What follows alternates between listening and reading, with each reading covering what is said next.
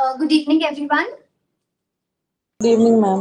आपको voice Audible है? सबको बोर्ड विजिबल है? Yes ma'am. ठीक है, तो लास्ट हम पीरियोडिसिटी स्टार्ट किया था ना हमने, और उसमें हमने लास्ट लेक्चर में पीरियोडिक टेबल कवर किया था। उसकी वीडियो तो अपलोड नहीं हो पाई थी, बट मैंने प्रीवियसली रिकॉर्डेड वीडियोस ऐड की थी ऐप के ऊपर। आप सबने देख ली थी? 2 वीडियोस की पीरियोडिसिटी थी, 1 एंड 2। देखी थी किसी ने? यस मैम, देख ली। कंप्लीट देख ली करना आपने? दोनों वीडियोस कंप्लीट देख ली थी? यस मैम, देख ली थी आज। ओके, अंकिता, प्रियंका, आपने देख ली थी? क्या प्रियंका, क्या बोल रहे हो? अभी नहीं देखी है मैम। ठीक है, तो इसमें ऐसा है कि हमारा ऑलमोस्ट पीरियोडिसिटी खत्म हो गया था। जो हमारी लास्ट क्लास थी उसमें कुछ टॉपिक्स रहते थे, आयोनाइजेशन एनर्जी, इलेक्ट्रॉन एफिनिटी, वो सब। ठीक है, तो वो मैं अभी डिस्कस करूंगी आपके साथ। हम ब्रीफली डिस्कस करेंगे। ये वाला लेक्चर तो आप अटेंड कर ही रहे हो, पर मेक श्योर कि जो मैंने 2 लेक्चर्स अपलोड किए हैं 1 एंड 2 पीरियोडिसिटी के, वो भी आप देख लो। बट ये है कि पहले मुझे मेजॉरिटी है कि अगर मेजॉरिटी ने ही सबने देख चुके हो 1 और 2, फिर चाहे हम नेक्स्ट चैप्टर स्टार्ट कर लेते। तो once let me know all of you. जैसे करुणा ने देखा है, प्रियंका ने कंप्लीटली नहीं देखा, अंकिता, शिवांशी। अंकिता, आपने देख लिया है 1 एंड 2? नो मैम, नहीं देखा। शिवांशी, आपने? यस मैम, देख ली है। ओके, और कौन है? मीनू, आपने पीरियोडिसिटी 1 एंड 2 देख लिया? No ma'am. नहीं देखा? तो चलो, जितना लास्ट लेक्चर में डिस्कस हुआ था उससे मैं आगे फर्दर कंटिन्यू कर देती हूँ। और फिर क्या है कि आप देख लेना लेक्चर, ठीक है? आज ये वाला तो आप कर ही रहे हो, वो वाले भी लगा लेना, ठीक है? क्लास तो हमने लास्ट टॉपिक करना कौन सा किया था क्लास में? मैम, डायगोनल रिलेशनशिप हुआ था लास्ट में उसमें। मैं वो सैटरडे वाली मैंने लगाई नहीं थी पिछली बार क्लास। प्रियंका, आपने लगाई थी सैटरडे को क्लास? किसी ने लगाई थी सैटरडे क्लास? आप में से किसी ने नहीं लगाई क्लास? ऐसे तो नहीं हो सकता। कौन था उस टाइम सैटरडे को? आइसो इलेक्ट्रॉनिक स्पीशीज तक। कहाँ पर? Iso electronic species. ठीक है, हाँ, आइसो इलेक्ट्रॉनिक स्पीशीज तक हम कर चुके थे। तो फिर उसके बाद अब हमने मतलब आइसो इलेक्ट्रॉनिक स्पीशीज में हम कहीं ना कहीं साइज ऑफ स्पीशीज डिस्कस कर रहे थे, है ना? कि you have to compare the size of isoelectronic species. Then have we discussed about effective nuclear charge in that class? Shivanshi, देखो एक बार। यस मैम, यस कर लिया। ठीक है, तो अभी हमने आगे फर्दर कंटिन्यू स्टार्ट करना है topic, that is about ionisation energy. Ionisation energy की डेफिनेशन आप सब जानते होंगे। आयोनाइजेशन एनर्जी बेसिकली क्या होती है कि जो हमारे पास आइसोलेटेड गैसियस एटम है, ये वर्ड काफी इंपॉर्टेंट है कि आइसोलेटेड गैसियस एटम में से इलेक्ट्रॉन को अगर हमें रिमूव करना है तो उस टाइम पे कितनी एनर्जी सिस्टम को हमें देनी पड़ेगी ताकि हम आउटर मोस्ट इलेक्ट्रॉन को रिमूव कर सके। एग्जाम्पल, जैसे हमारे पास मान लो ये सोडियम एटम है, ठीक है? ऐसा नहीं है ना कि हमारे पास, अगर मैं सोडियम सैंपल की बात करती हूँ तो सोडियम सैंपल के अंदर हमारे पास बहुत सारे अनलिमिटेड बहुत सारे सोडियम एटम हो सकते हैं, है ना? पर हम किसकी बात करेंगे? इनमें से सिर्फ कोई एक, ठीक है? That should be only one isolated. Isolated का मतलब क्या हो गया? जिसको हमने पूरे सैंपल से सेपरेट कर रखा है, ठीक है? One isolated, it should be in gaseous state, gaseous atom होना चाहिए, ठीक है? तो गैसियस फॉर्म में से जब हमें क्या करना है, outer most electron, inner electrons भी प्रेजेंट होंगे बट हमारे पास आउटर मोस्ट इलेक्ट्रॉन्स नहीं है, तो आउटर मोस्ट इलेक्ट्रॉन को एटम से बाहर निकालने के लिए यहाँ पर कितनी एनर्जी हमें सिस्टम को देनी पड़ेगी? इस एनर्जी को हम किस नाम से जानते हैं? That is called as ionisation energy. Okay, so जैसे सोडियम की मैं बात करूं तो सोडियम की नेचुरली किस स्टेट में वो एग्जिस्ट करता है? दैट इज सॉलिड, है ना? तो सोडियम को अगर आप देखोगे तो वो एक्चुअल में सॉलिड होता है। पहले आपको क्या करना पड़ेगा? उस सैंपल में से स्पेसिफिकली सिर्फ एक एटम लेना है, उस एक एटम की सब्लिमेशन करनी है, मतलब उसको सोडियम सॉलिड से सोडियम गैस में कन्वर्ट करना है, और फिर उस गैसियस एटम से आउटर मोस्ट इलेक्ट्रॉन को बाहर निकालने के लिए, न्यूक्लियस के इन्फ्लुएंस से दूर करने के लिए कितनी एनर्जी प्रोवाइड करनी पड़ती है? That is called as ionisation energy, ठीक है? तो इसकी डेफिनेशन लिख लो, अगर कहीं पे कोई डाउट आता है साथ ही साथ पूछते रहना, ठीक है?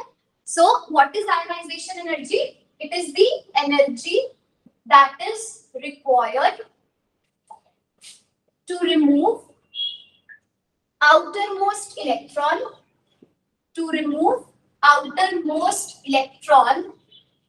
from gaseous atom. दिख लेना, it is isolated gaseous atom. ठीक है, ये हो जाएगा. अब इसको हम कैसे रिप्रेजेंट कर सकते हैं? कोई भी स्पीशीज ए जो कि अपनी गैसियस फॉर्म में है, उसमें से जब आप एक इलेक्ट्रॉन को रिमूव कर दोगे यहाँ पर, तो उसके ऊपर चार्ज क्या आ जाएगा? प्लस. इलेक्ट्रॉन हम रिमूव कर चुके हैं, साथ में यहाँ पर जो एनर्जी, इसको यहाँ प्लस में नहीं लिख सकते, ऐसे लिखना है इसको, यहाँ पे ionisation energy this is equal to plus x. देखो इसका मतलब क्या है? या तो मैं प्लस एक्स यहाँ लिख दूं कि ए को हमें कितनी एनर्जी देनी पड़ रही है, या तो प्लस का साइन डाल के यहाँ एक्स लिख दो, या फिर आपने क्या करना है, प्रोडक्ट की साइड पे ionisation energy is equal to वहां पे पॉजिटिव का साइन लिख के एक्स. एक्स कुछ भी हो सकता है, कोई भी वैल्यू हो सकती है, 10, 20, 30, 40 दिस वे. और इसके यूनिट्स क्या होंगे? आयोनाइजेशन एनर्जी, और कुछ भी it is simply a form of energy, तो इसके यूनिट्स भी क्या होंगे? जो एनर्जी के यूनिट्स हैं. ठीक है, जैसे कि किलोजूल पर मोल है ना, दिस वे. किलोजूल एक, क्योंकि हम एक एटम के लिए लिख रहे हैं तो हम क्या लिखेंगे? किलोजूल पर एटम, या क्या हो सकता है? Electron volt per atom. ठीक है, तो जब आप पहला इलेक्ट्रॉन रिमूव कर रहे हो आइसोलेटेड सिस्टम से, तो इसको आप बोलोगे it is ionisation energy 1.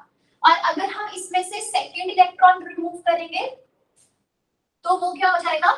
Ionisation energy 2. जैसे A+ बन चुका है, अब इसमें से हम क्या कर रहे हैं? एक और इलेक्ट्रॉन रिमूव कर रहे हैं, डाई पॉजिटिव स्टेट में आ जाएगा. Now this will be ionisation energy second which is equal to let's suppose plus by electron volt per atom, है ना. ये हो सकता है हमारे पास. अब कौन सा जो हमारे पास आयोनाइजेशन एनर्जी की, आपको जब हम मेन ग्रुप करेंगे तो उसमें हम डिस्कस करेंगे कि ionisation energy down the group या लेफ्ट टू राइट कैसे वेरी करती है. यहाँ बेसिकली बस हमें ये पता होना चाहिए कि आयोनाइजेशन एनर्जी का मतलब क्या है. ठीक है, अगर हम कंपेयर करने के लिए पूछा जाए कि हमारे पास सोडियम का एटम है, ठीक है, इसके लिए आयोनाइजेशन एनर्जी 1 और आयोनाइजेशन एनर्जी 2, इनका आपस में क्या रिलेशनशिप होगा?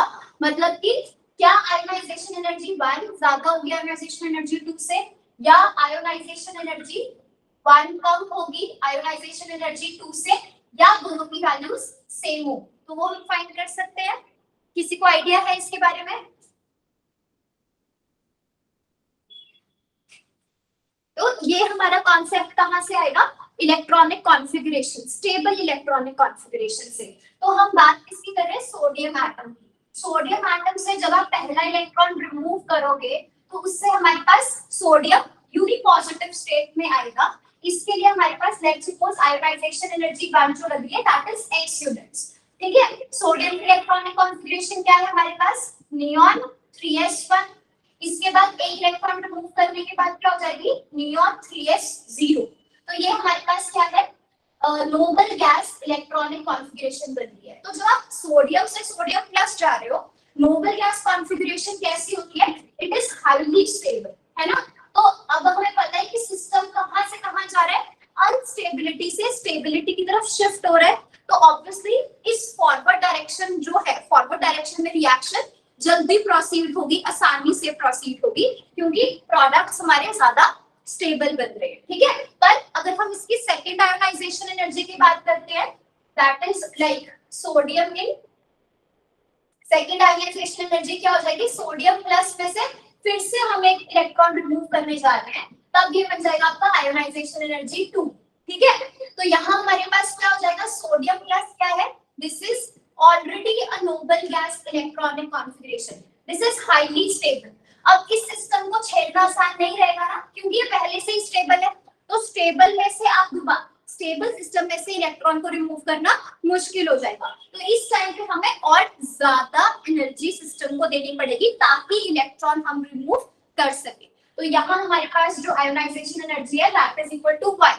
तो अगर हम इसे कंपेयर करें तो क्या हम कंक्लूड कर सकते हैं कि जो हमारे पास y है that is greater as compare to x। Ionisation energy 2 is greater than ionisation energy 1 for sodium. ठीक है, यहाँ पर सिस्टम आसानी से इलेक्ट्रॉन लूज कर सकता है फर्स्ट केस में, और यहाँ पर ज्यादा एनर्जी देनी पड़ेगी, ज्यादा आयोनाइजेशन एनर्जी लगेगी इलेक्ट्रॉन को रिमूव करने के लिए। ठीक है, ये कॉन्सेप्ट सबको क्लियर है everyone? Ankita, Priyanka, everyone Yes, ma'am. Note कर लिया सबने?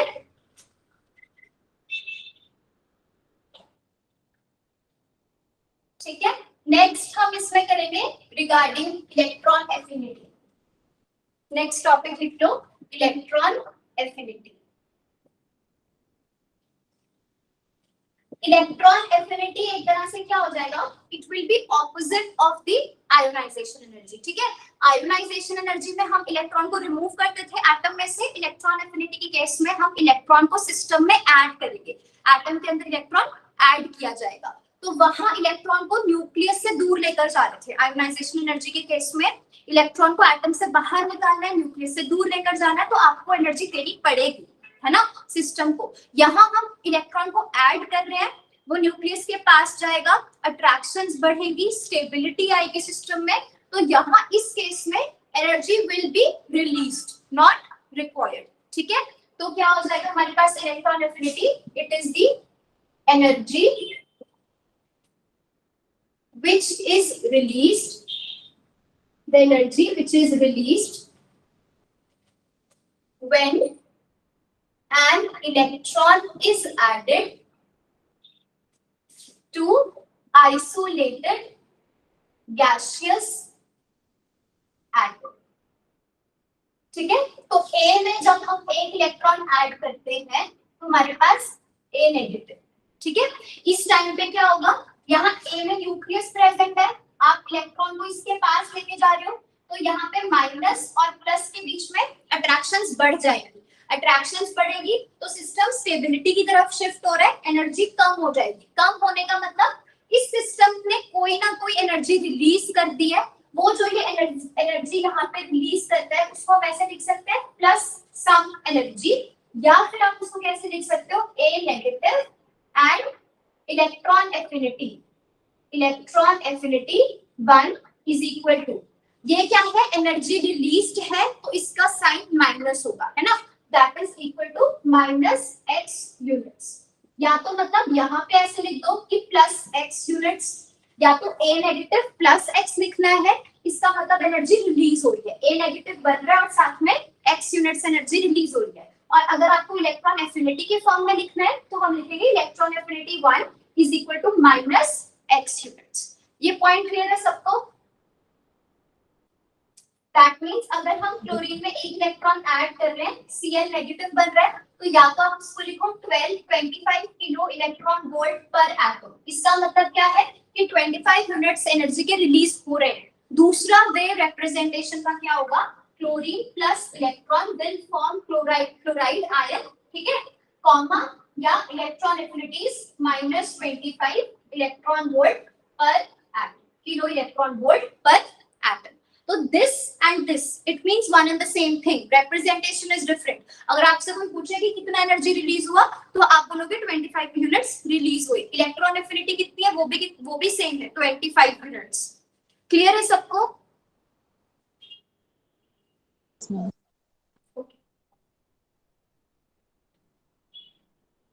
नेक्स्ट लिखो सेकंड इलेक्ट्रॉन एफिनिटी। जैसे आयोनाइजेशन एनर्जी फर्स्ट और आयोनाइजेशन एनर्जी सेकंड होता है, वैसे ही हमारे पास इलेक्ट्रॉन एफिनिटी 2 भी होगा, है ना। इलेक्ट्रॉन एफिनिटी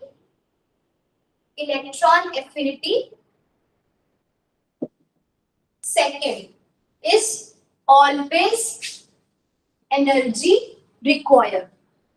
ठीक है, इसका मतलब क्या हुआ कि जब आप सिस्टम में पहला इलेक्ट्रॉन ऐड कर रहे हो तब तो एनर्जी रिलीज हो रही थी, है ना, पर एक इलेक्ट्रॉन ऐड करने के बाद जब आप सेकेंड इलेक्ट्रॉन ऐड करोगे तब एनर्जी रिलीज होने की बजाय क्या होगा, उसको आपको एनर्जी देनी पड़ेगी ताकि सेकेंड इलेक्ट्रॉन हम ऐड कर सकें। ठीक है, जैसे इसकी एग्जांपल हमारे पास क्या है, ऑक्सीजन सिस्टम। ऑक्सीजन की अगर मैं बात करूं, उसमें अगर हम फर्स्ट इलेक्ट्रॉन ऐड करते हैं तो हमारे पास क्या बनेगा, ऑक्सीजन नेगेटिव। इस टाइम पे ये क्या हो जाएगा आपका इलेक्ट्रॉन एफिनिटी 1, और इसका इस टाइम पे क्या हो रहा है, पहला इलेक्ट्रॉन ऐड करने पर एनर्जी रिलीज होती है, तो आप इसको साइन क्या दोगे, -x। ठीक है, अब इसके अंदर जब आप सेकंड इलेक्ट्रॉन ऐड करोगे, पहला इलेक्ट्रॉन ऐड कर चुके हैं, ये बन गया, अब इसके अंदर हम दूसरा इलेक्ट्रॉन ऐड कर रहे हैं, तो हमारे पास O2 नेगेटिव बनेगा, और यहाँ हम क्या बोलेंगे, electron affinity will be plus units. तो that means first electron add करने वक्त एनर्जी रिलीज होती है, तब इलेक्ट्रॉन एफिनिटी का साइन नेगेटिव आएगा। सेकंड इलेक्ट्रॉन ऐड करते टाइम इलेक्ट्रॉन एफिनिटी हमेशा पॉजिटिव होती है, that means it is the energy required by the system. ये पॉइंट सबको क्लियर है? इसका रीजन मैं आपको बताती हूँ कि रीजन इसका क्या होता है। जब आप पहला इलेक्ट्रॉन ऐड कर रहे हो तब एनर्जी क्यों रिलीज हो रही है? फर्स्ट इलेक्ट्रॉन जब आप ऐड करोगे, न्यूक्लियस पे चार्ज होता है पॉजिटिव, पहला इलेक्ट्रॉन जब आप ऐड करोगे, इस प्लस और माइनस के बीच में कौन सी फोर्सेस आती हैं, अट्रैक्शन फोर्सेस आती है ना। तो जब भी सिस्टम में अट्रैक्टिव फोर्सेस ऑपरेट करती है तो सिस्टम शिफ्ट करता है स्टेबिलिटी की तरफ। सिस्टम स्टेबिलिटी की तरफ कैसे बढ़ सकता है? By losing the energy. और अगर वो एनर्जी को लूज कर रहा है तो इसका मतलब क्या हो जाएगा, that here energy is lose करना, मतलब वो एनर्जी को रिलीज कर रहा है बाय लूजिंग दी एनर्जी, और we can say the system will release energy. Second case में हमारे पास क्या होगा, फर्स्ट इलेक्ट्रॉन आप ऐड कर चुके हो, यहाँ पे चार्ज माइनस आ गया, अब दोबारा से आप सेकेंड इलेक्ट्रॉन जब ऐड करोगे तो इस माइनस और माइनस के बीच में कौन सी फोर्सेस आएंगी, there will be repulsive forces. और जब भी सिस्टम में रिपल्सिव फोर्सेस आती हैं तो उससे क्या होता है, सिस्टम अनस्टेबिलिटी की तरफ शिफ्ट होता है, और अगर सिस्टम अनस्टेबिलिटी की तरफ शिफ्ट हो रहा है तो इसका मतलब क्या होगा, इट विल गेन एनर्जी, और एनर्जी गेन करने का मतलब क्या हो जाएगा यहाँ पर कि सिस्टम विल रिक्वायर एनर्जी, है ना। तो फिर इसका मतलब जो आपकी सेकेंड इलेक्ट्रॉन एफिनिटी है, that is the energy required and it will have a plus sign, whereas first electron affinity में एनर्जी रिलीज होती है and it will have a negative sign. Clear है ये पॉइंट सबको? Yes, ma'am. Okay. So this was about electron affinity values, and जो हमारे पास अगर अब हम कंबाइन स्टडी करेंगे कि अगर हम टॉप से बॉटम आते हैं तो इलेक्ट्रॉन एफिनिटी का ट्रेंड क्या रहता है और इलेक्ट्रॉन एफिनिटी का ट्रेंड क्या रहेगा, ठीक है। See when you are moving from top to bottom, कोई भी ग्रुप लगा लो, चाहे वो एस ब्लॉक हो, पी ब्लॉक हो, डी ब्लॉक हो। अगर हम बात करें जैसे एस ब्लॉक में पहला ब्लॉक, एस ब्लॉक में पहला ग्रुप हमारे पास ये रहेगा, है ना। अब इसमें क्या है, जब आप टॉप से बॉटम आ रहे हो तो हमारे पास साइज क्या कर रहा है, इंक्रीज कर रहा है ना। साइज के इंक्रीज होने से क्या होगा, जो आपका इलेक्ट्रॉन है, आयोनाइजेशन एनर्जी क्या होती है, आउटर मोस्ट इलेक्ट्रॉन को रिमूव करके हमें उसको एटम से दूर लेकर जाना है ना। जैसे जैसे साइज बढ़ता जाएगा, ये जो इलेक्ट्रॉन है वो न्यूक्लियस से दूर जाता जाएगा, है ना। तो अब जितना बड़ा साइज होगा उतना वो न्यूक्लियस से दूर होगा और उतना आसान होगा इलेक्ट्रॉन को वहां से रिमूव करना, तो आयोनाइजेशन एनर्जी कम लगेगी। So if you are moving from top to bottom in a group, size के बढ़ने की वजह से ionisation energy it will decrease, ठीक है, इट विल डिक्रीज, सॉरी हाँ, इट विल डिक्रीज। ये पॉइंट सबको क्लियर है? कम एनर्जी लगेगी इलेक्ट्रॉन को रिमूव करने के लिए अगर साइज एटम का बड़ा होगा। और अगर हम लेफ्ट टू राइट की बात करते हैं, ठीक है, जैसे कि हमारे पास लिथियम के बाद क्या आ जाएगा यहाँ, बेरिलियम, मैग्नीशियम, फिर उसके बाद boron, carbon, nitrogen, sorry beryllium, lithium, beryllium, boron, carbon, nitrogen, oxygen, fluorine and neon. ये हो जाएगा हमारे पास ट्रेंड, है ना। तो यहाँ हमारे पास क्या होने वाला है कि इसमें हम ये बात करते हैं कि जैसे जैसे आप लेफ्ट से राइट जा रहे हो न्यूक्लियर चार्ज बढ़ रहा है ना। न्यूक्लियर चार्ज के बढ़ने का मतलब क्या हो जाएगा कि न्यूक्लियस ज्यादा स्ट्रांगली होल्ड करके रखेगा बाहर के इलेक्ट्रॉन को, तो उसको वहां से रिमूव करना मुश्किल होता जाएगा और ज्यादा एनर्जी देनी पड़ेगी इलेक्ट्रॉन को रिमूव करने के लिए। तो इस डायरेक्शन में आयोनाइजेशन एनर्जी की वैल्यू हमारे पास क्या करती जाएगी, इट विल इंक्रीज। ओके, ये क्लियर है सबको, एवरीवन? Yes ma'am. अब ना यहाँ पर जो आप एक्सपेक्ट करते हो, ये हमारे पास मैंने क्या लिखा है, expected order of ionisation energy. हम ये एक्सपेक्ट करते हैं कि जब आप लेफ्ट से राइट जाओगे पीरियोडिक टेबल में तो आयोनाइजेशन एनर्जी की वैल्यू बढ़ेगी। पर इस हिसाब से हमारे पास आयोनाइजेशन एनर्जी कुछ ऐसा हो जाएगा, बोरॉन, कार्बन, नाइट्रोजन, अगर लिथियम से स्टार्ट करें तो lithium, then beryllium, then boron, carbon, nitrogen, oxygen, fluorine, then neon. पर एक्चुअल में ट्रेंड ये नहीं होता, मतलब लेफ्ट से राइट जनरली इंक्रीज करता तो है पर कुछ कुछ जगह पे एक्सेप्शंस आती है, वो हम स्टडी करेंगे कि कहाँ एक्सेप्शन आती है और क्यों एक्सेप्शन आती है। यहाँ कोई भी एक्सेप्शन नहीं है, टॉप से बॉटम आयोनाइजेशन एनर्जी हमेशा इंक्रीज ही करेगी, ठीक है ना।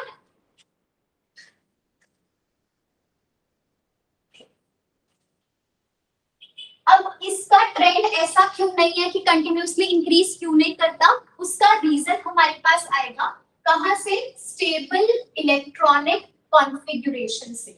स्टेबल इलेक्ट्रॉनिक कॉन्फ़िगरेशंस तीन तरह की होती है, आपको सबको पता है। एक तो हाफ फिल्ड बहुत ज्यादा स्टेबल होती है, दूसरा फुली फिल्ड काफी स्टेबल होती है। फुली फिल्ड को हम और किस नाम से जानते हैं, नोबल गैस इलेक्ट्रॉनिक कॉन्फ़िगरेशन के नाम से जानते हैं। और थर्ड हमारे पास होगी where all electrons are paired, ठीक है, all electrons are paired।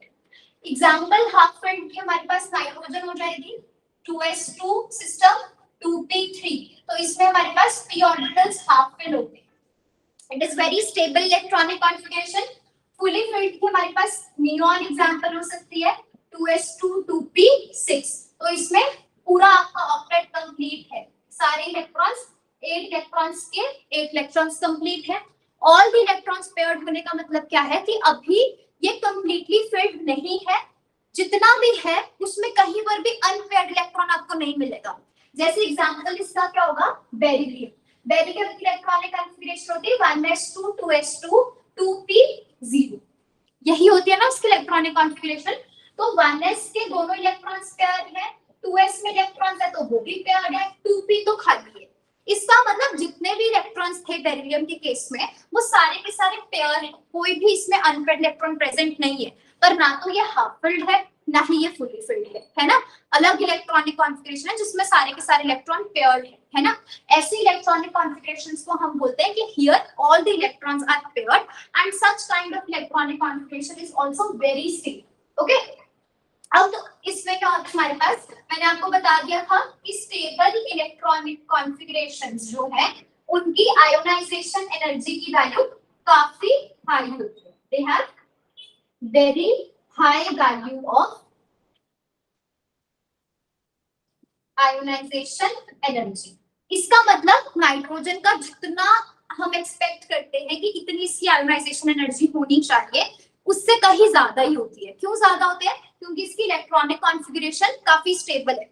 मतलब न्यूक्लियर चार्ज के बेसिस पे हम ये सोचते हैं कि नाइट्रोजन का न्यूक्लियर चार्ज ऑक्सीजन से कम ही है ना, ऑक्सीजन बाद में आता है। अगर हम पीरियड की बात करें तो you have carbon, nitrogen, oxygen, fluorine. तो इन दोनों को अगर मैं कंपेयर करूं तो हमें पता है लेफ्ट से राइट जा रहे हैं तो न्यूक्लियर चार्ज बढ़ रहा है। ऑक्सीजन के ऊपर हम एक्सपेक्ट करेंगे कि न्यूक्लियर चार्ज ज्यादा होगा और न्यूक्लियर चार्ज ज्यादा होने की वजह से वी विल से कि आयोनाइजेशन एनर्जी इज एक्सपेक्टेड कि वो ऑक्सीजन की ज्यादा होगी as compare to nitrogen. But होता क्या है, क्योंकि नाइट्रोजन की हाफ फिल्ड इलेक्ट्रॉनिक कॉन्फ़िगरेशन है और वो बहुत ज्यादा स्टेबल है, वहां से इलेक्ट्रॉन को रिमूव करना काफी मुश्किल हो जाएगा। इस वजह से नाइट्रोजन की आयोनाइजेशन एनर्जी वैल्यू ऑक्सीजन से एक्सीड कर जाती है। Nitrogen ionisation energy will be greater than the oxygen. Clear है सबको ये पॉइंट? Yes ma'am. नोट कर लिया ना सबने? Yes ma'am. इसके बेसिस पे देखो, अगर हम बात करें हमारे पास ऑर्डर क्या था, we have lithium, beryllium, boron, carbon, nitrogen, oxygen, fluorine, then neon. अब हम सर्कल करेंगे उन इलेक्ट्रॉनिक कॉन्फ़िगरेशंस को जो स्टेबल है। एक तो आपके पास बेरिलियम स्टेबल था, फिर नाइट्रोजन हाफ स्टेबल है, neon noble gas, this is stable. अब इसकी वजह से हम एक्सपेक्ट ऑर्डर ये कर रहे थे कि न्यूक्लियर चार्ज बढ़ रहा है, आयोनाइजेशन एनर्जी की वैल्यू बढ़ती जाएगी, पर जहां जहां हमने सर्कल किया उसकी पोजीशन को हम चेंज करते हैं, ठीक है, क्योंकि बेरिलियम ऑल इलेक्ट्रॉन्स पेयर्ड होने की वजह से काफी स्टेबल है, तो उसकी आयोनाइजेशन एनर्जी की वैल्यू बोरॉन से बढ़ जाती है, नेक्स्ट एलिमेंट से बढ़ जाएगी, पर उसके आगे नहीं बढ़ेगी, ठीक है, मतलब इसकी इतनी हो जाएगी कि बोरॉन से तो ज्यादा हो गई पर कार्बन जितनी नहीं हो पाएगी, ठीक है ना। ऐसे ही नाइट्रोजन की ज्यादा हो जाएगी, किससे, ऑक्सीजन से, नियॉन की तो है ही सबसे ज्यादा, उसको शिफ्ट करने की जरूरत नहीं है। तो ऑर्डर हमारे पास lithium, boron, beryllium, carbon, then oxygen, nitrogen, fluorine and last पे क्या आ जाएगा, नियॉन। सबको क्लियर है ये पॉइंट एवरीवन? Yes ma'am. ठीक है ना, तो ये हमारे पास आयोनाइजेशन एनर्जी का ट्रेंड होता है। अब देखो यही चीज जो हमने पोजीशंस इंटरचेंज करी है वो सेकंड पीरियड में हमने की ना, सेकंड पीरियड में तो ये होगा ही होगा, थर्ड पीरियड में भी हमारे पास यही सेम ऑर्डर चलेगा, सेकंड पीरियड, थर्ड पीरियड और फोर्थ पीरियड में भी सेम ऑर्डर चलेगा, ठीक है ना। तो अगर मैं बोरॉन फैमिली की बात करूं, मतलब जैसे लिथियम के बाद इस थर्ड पीरियड की बात करें, तो ऑर्डर हमारे पास क्या आ जाएगा, सोडियम पहले, then aluminium, magnesium, silicon, sulphur, phosphorus, chlorine, then neon, this way, okay. ऐसे फोर्थ पीरियड में भी आपको पोजीशंस इंटरचेंज करनी पड़ती है, पर जो आपके पास फिफ्थ पीरियड आएगा और सिक्स्थ पीरियड आएगा उसका आंसर आप किसके बेसिस पे निकालोगे, इफेक्टिव न्यूक्लियर चार्ज। तो ये जरूर याद रखना है आपने, इफेक्टिव न्यूक्लियर चार्ज के बेसिस पे अगर मैं लास्ट जो आपका पीरियड है उसकी बात करूं तो हमारे पास उसमें कौन से एलिमेंट्स आएंगे, सीजियम, ठीक है, रेडियम, उसके बाद थैलियम, ठीक है। तो इसमें मतलब आपको पोजीशंस इंटरचेंज नहीं करनी, अदरवाइज अगर आप पोजीशंस इंटरचेंज करते तो आप रेडियम से पहले थैलियम का लिखते हैं ना। इसमें जो हमारे पास लेफ्ट से राइट जा रहा है, लेफ्ट से राइट इंक्रीज ही होता जाएगा, ठीक है, उसमें स्टेबल का चेक नहीं करना आपको। इसके बाद हमारे पास carbon family, lead, bismuth,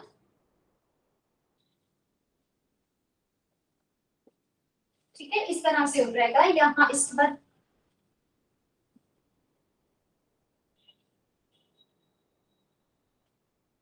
radon, ठीक है, तो ये ट्रेंड बन जाएगा, ओके।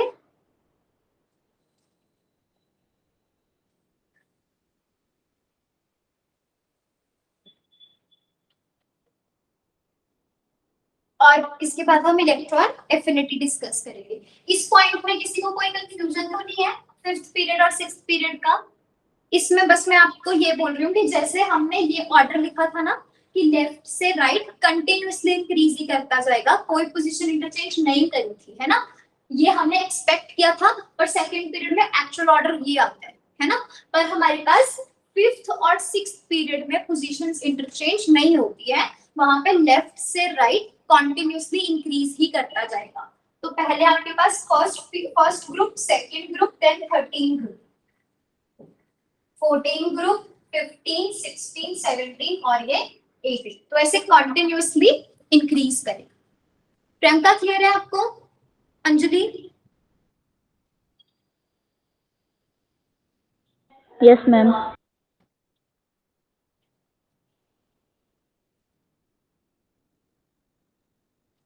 नेक्स्ट लिखो इलेक्ट्रॉन एफिनिटी। इलेक्ट्रॉन एफिनिटी का ट्रेंड हमारे पास क्या रहेगा?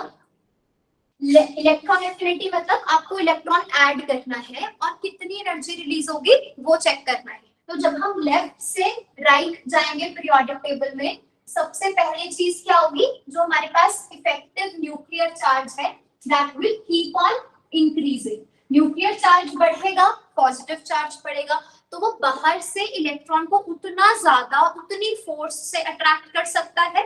जैसे जैसे आप लेफ्ट से राइट जा रहे हो, न्यूक्लियर चार्ज बढ़ रहा है, जिसकी वजह से वो क्या करेगा, बाहर के इलेक्ट्रॉन्स को ज्यादा अच्छे से अट्रैक्ट करेगा, इजीली अट्रैक्ट करेगा।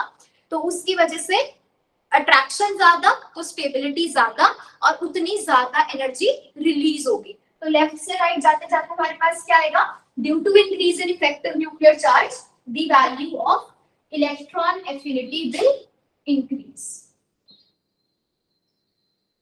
ठीक है, the value of electron affinity will increase.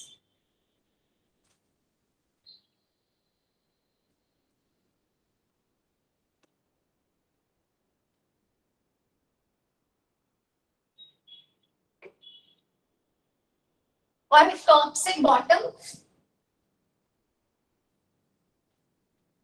क्या होना चाहिए आपके according, electron affinity will increase और डिक्रीज? डिक्रीज होगी। क्यों डिक्रीज होगी? क्योंकि साइज बढ़ता जा रहा है। साइज के बढ़ने से यहाँ पर रीजन क्या आएगा इसका, due to increase in the size. Size के बढ़ने से जो हमारे पास आउटरमोस्ट इलेक्ट्रॉन है वो न्यूक्लियस से दूर जाता रहेगा। तो फिर उससे क्या होगा, not outermost electron, outer electron जो बाहरी है एटम से, है ना। तो जितना ज्यादा वो न्यूक्लियस से दूर जाता जाएगा साइज के बढ़ने की वजह से, उतना हमें मुश्किल लगेगा उसको इलेक्ट्रॉन को ऐड करना एटम में, है ना।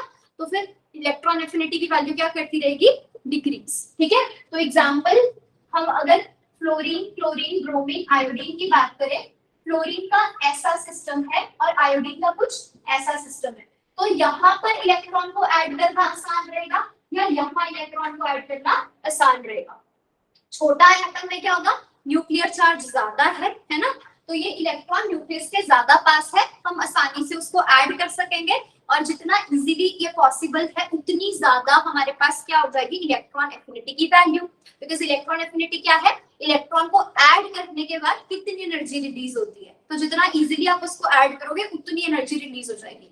यहाँ हमारे पास इलेक्ट्रॉन न्यूक्लियस से दूर है, तो हमें क्या होगा, यहाँ पे अगर आप इलेक्ट्रॉन ऐड कर भी दोगे तो क्या होगा, उससे दूर रहेगा न्यूक्लियस से, कोई ज्यादा अट्रैक्शंस सिस्टम में नहीं आएंगी, ज्यादा अट्रैक्शंस नहीं होंगी तो ज्यादा स्टेबिलिटी नहीं आएगी सिस्टम में, जिसकी वजह से बहुत कम एनर्जी रिलीज होगी। ठीक है ना। तो इलेक्ट्रॉन एफिनिटी वैल्यूज जो हम एक्सपेक्ट करते हैं कि फ्लोरीन से ब्रोमीन से iodine, it will keep on decreasing. ठीक है, पर इसमें ना कंटिन्यूअसली डिक्रीज नहीं होती है, एक यहाँ पे एक्सेप्शन होता है। किसी को पता है क्या एक्सेप्शन होगा इसमें?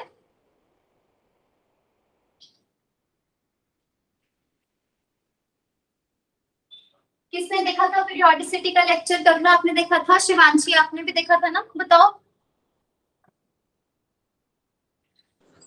मैम थर्ड पीरियड की इलेक्ट्रॉन एफिनिटी ज्यादा होगी एज कंपेयर टू सेकंड। हाँ, है ना, कि यहाँ पे एक्सेप्शन क्या होता है कि ये हम एक्सपेक्ट करते हैं कि इलेक्ट्रॉन एफिनिटी की वैल्यूज, हाँ, यहाँ हम ये एक्सपेक्ट करते हैं इलेक्ट्रॉन एफिनिटी डिक्रीजेस, है ना। तो फ्लोरीन से इसके बाद हमारे पास chlorine, bromine, then iodine, but ये ऑर्डर नहीं रहेगा। क्यों? हमारे पास फ्लोरीन की वैल्यू कम होगी, ऐसा होगा, फ्लोरीन की वैल्यू क्लोरीन से कम हो जाएगी, दिस वे, है ना। क्लोरीन की सबसे ज्यादा, then fluorine, then bromine, then iodine. उसका रीजन क्या है कि ठीक है न्यूक्लियर चार्ज तो इसमें ज्यादा है, पर यहाँ पर हमारे पास कंफाइंड स्पेस होने की वजह से यहाँ पे इलेक्ट्रॉन प्रेजेंट है, तो इसी के अंदर आप एक और इलेक्ट्रॉन ऐड कर रहे हो, तो यहाँ इलेक्ट्रॉन रिपल्शंस इंक्रीज हो जाएगी। तो रिपल्शंस जब इंक्रीज होगी तो उतनी ज्यादा एनर्जी नहीं रिलीज हो पाएगी, है ना। अट्रैक्शन ज्यादा तो उससे एनर्जी भी ज्यादा रिलीज होगी, और अगर रिपल्शंस हो रही है तो एनर्जी कम रिलीज होगी। यहाँ दो इलेक्ट्रॉन्स पास आएंगे, है ना, तो उसकी वजह से जितना एनर्जी रिलीज होना चाहिए था उतना रिलीज नहीं हो पाता। इस वजह से यहाँ पर क्लोरीन की इलेक्ट्रॉन एफिनिटी वैल्यूज आयोडीन से ज्यादा है। Okay, so you have to remember one statement, write down electron affinity values, electron affinity values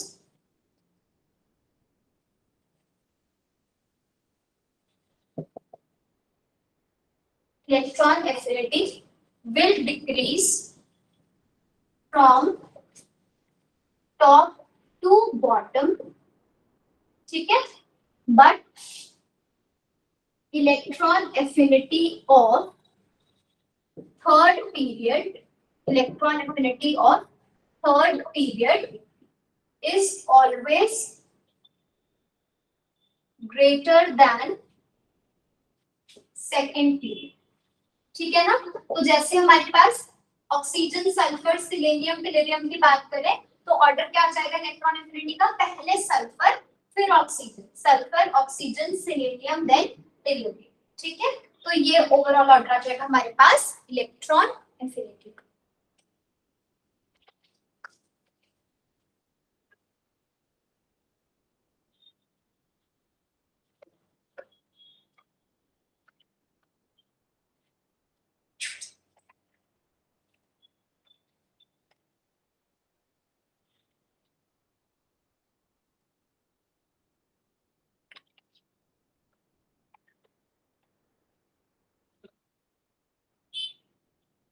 next topic लिखो इलेक्ट्रोनेगेटिविटी। मैम ऑक्सीजन फैमिली का यही होता है ट्रेंड क्या?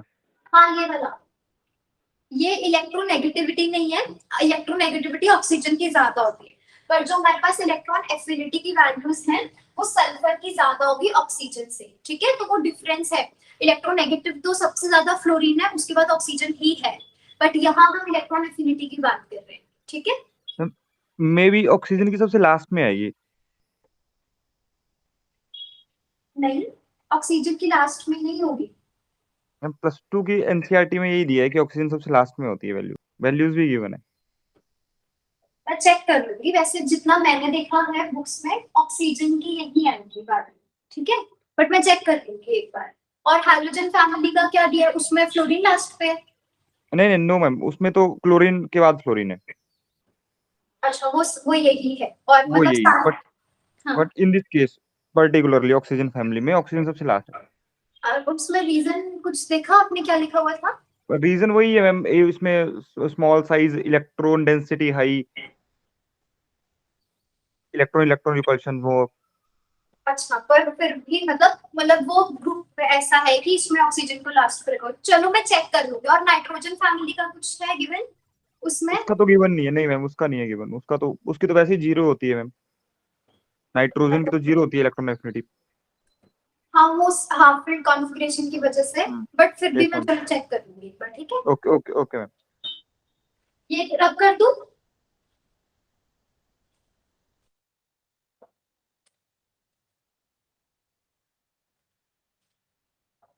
चलो नेक्स्ट राइट डाउन इलेक्ट्रोनेगेटिविटी।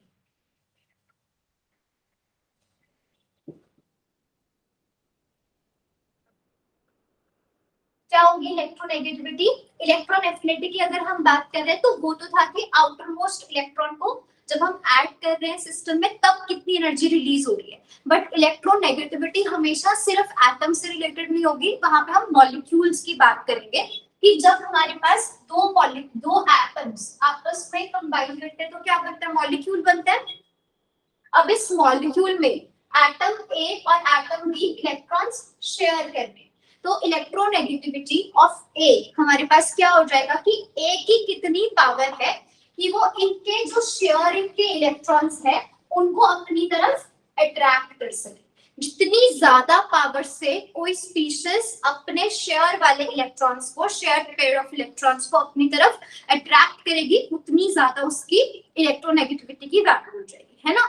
तो अगर हम बोले कि ए की पावर इन दोनों इलेक्ट्रॉन्स को अट्रैक्ट करने की ज्यादा है एज कंपेयर टू बी, तो हम क्या बोलेंगे that electronegativity of A is higher as compare to electronegativity of atom B, ठीक है ना।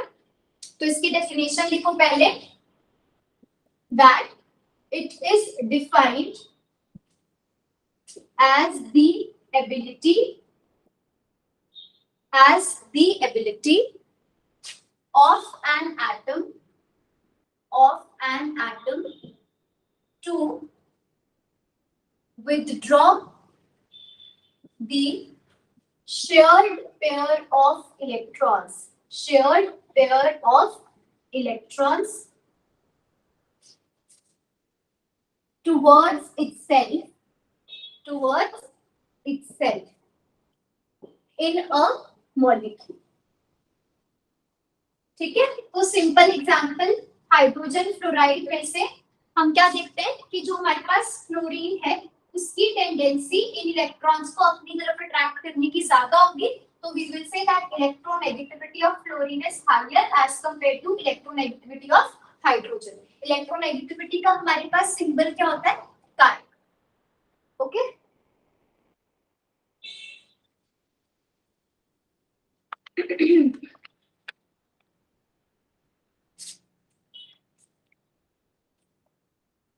अब इसका ट्रेंड, इसकी ट्रेंड क्या होगी हमारे पास? इलेक्ट्रोनेगेटिविटी हमारे पास ये भी साइज और न्यूक्लियर चार्ज पे डिपेंड करेगी। जब आप टॉप से बॉटम आ रहे हो तो हमारे पास क्या होता जाएगा? साइज के इंक्रीज होने की वजह से न्यूक्लियर चार्ज कम होता जा रहा है, साइज बढ़ता जा रहा है, तो उससे क्या होगा? वो जो इलेक्ट्रॉन्स है उसको अट्रैक्ट कम कर पाएगा, चाहे वो शेयर वाले इलेक्ट्रॉन्स है तो भी। तो उससे हमारे पास क्या होगा? When you bring down electronegativity value will decrease and from left to right in a period, nuclear charge के बढ़ने से पॉजिटिव चार्ज कंटिन्यूअसली बढ़ता जा रहा है, तो उसकी टेंडेंसी इलेक्ट्रॉन्स को अपनी तरफ अट्रैक्ट करने की क्या हो जाएगी? शेयर वाले इलेक्ट्रॉन्स को ज्यादा। तो जनरल ट्रेंड हमारे पास क्या रहेगा? Electronegativity values will increase from left to right. और इलेक्ट्रोपॉजिटिविटी की अगर हम बात करें, इलेक्ट्रोपॉजिटिव नेचर क्या होता है? इसका उल्टा हो जाएगा। अगर इलेक्ट्रोनेगेटिविटी से हमारा मतलब है इलेक्ट्रॉन्स को अट्रैक्ट करना, शेयर वाले इलेक्ट्रॉन्स को, तो इलेक्ट्रोपॉजिटिव नेचर वो होगा कि कितनी पावर से वो इलेक्ट्रॉन्स को अपने से दूर कर रहा है, पुश कर रहा है इलेक्ट्रॉन्स को अपने से दूर, तो इलेक्ट्रोपॉजिटिव नेचर। और उसका ट्रेंड क्या हो जाएगा? Opposite of electronegativity, right? तो when you are moving from top to bottom, the value of electropositivity will increase, ठीक है? एंड लेफ्ट टू राइट क्या होगा? Electropositivity will decrease.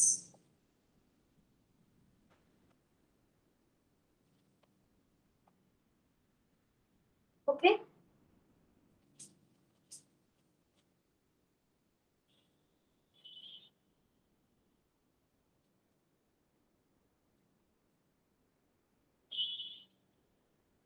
नोट कर लिया सबने?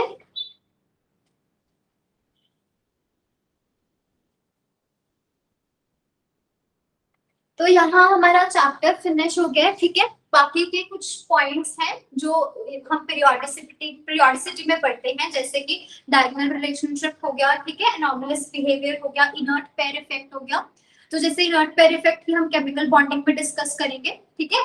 और जो बाकी के टॉपिक्स कभी कभी पीरियोडिसिटी में मेंशन होते हैं, जैसे कि मैंने बताया एनॉमलस बिहेवियर हो गया, कुछ एटम्स का होता है, और डायगोनल रिलेशनशिप, ठीक है, या जो हमारे पास नेचर ऑफ मतलब कि कैसी प्रॉपर्टीज होती है नॉन मेटल्स की, मेटल्स की, तो ये जब हम मेन ग्रुप करेंगे तब साथ में डिटेल में करना ही है, तो मैं वहां पे आपको क्लियर कर दूंगी, ठीक है? अभी हमने केमिकल बॉन्डिंग, और एग्जाम में अगर आप देखोगे तो पीरियोडिसिटी से क्वेश्चंस नहीं आएंगे, आपके क्वेश्चन ज्यादा आते हैं केमिकल बॉन्डिंग से, ठीक है? तो केमिकल बॉन्डिंग पढ़ने के लिए, उसको समझने के लिए इससे पहले इंपॉर्टेंट ये है कि हमें पीरियोडिसिटी एक बार गो थ्रू करना था, वो हमारा हो गया, ताकि केमिकल बॉन्डिंग इजीली से अब हमें समझ आए, ठीक है? अगर किसी को कोई डाउट्स है यहाँ तक किसी भी पॉइंट पे तो मुझे बता दो, फिर नेक्स्ट अब हम क्योंकि केमिकल बॉन्डिंग स्टार्ट कर रहे हैं, ठीक है? रब कर दूं मैं? कर लिया नोट सबने? Yes ma'am. तो राइट डाउन केमिकल बॉन्डिंग।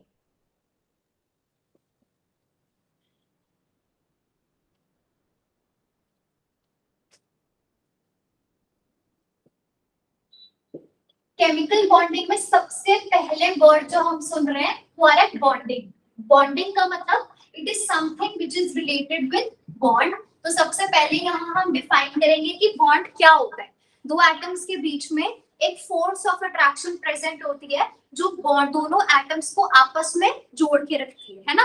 तो वो जो फोर्स ऑफ अट्रैक्शन है जो दो एटम्स के बीच में प्रेजेंट है and it helps in holding the two particular atoms together, उस फोर्स ऑफ अट्रैक्शन को हम क्या बोलते हैं? That is called as bond. तो सबसे पहले लिखो, it is a kind of force, it is a kind of force that holds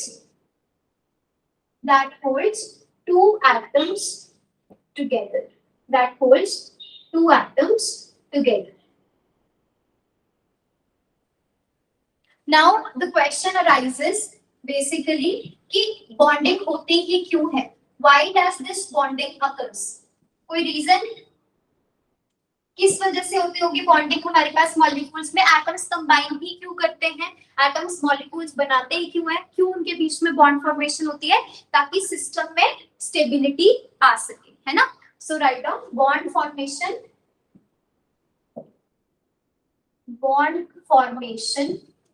occurs in molecules, in atoms, in order to gain stability. In order to gain stability.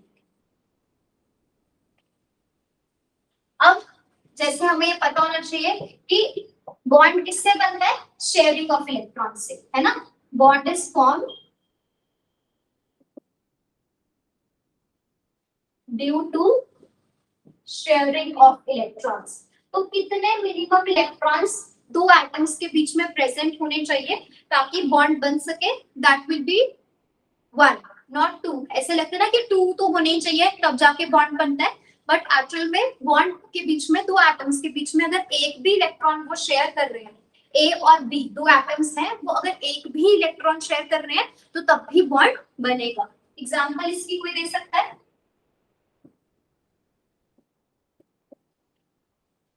Minimum number of electrons required for bond formation, that is equals to 1.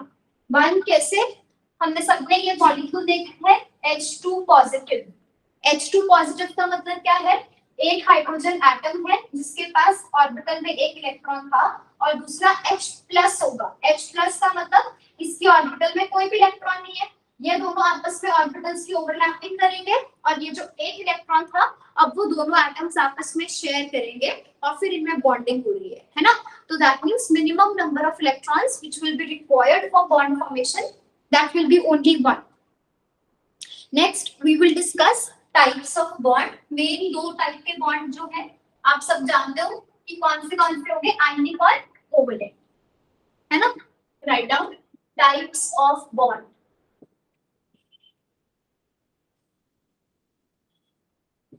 Number 1, it will be ionic and then there will be covalent. और एक और type जो main है हमारे पास that is coordinate. Coordinate bond.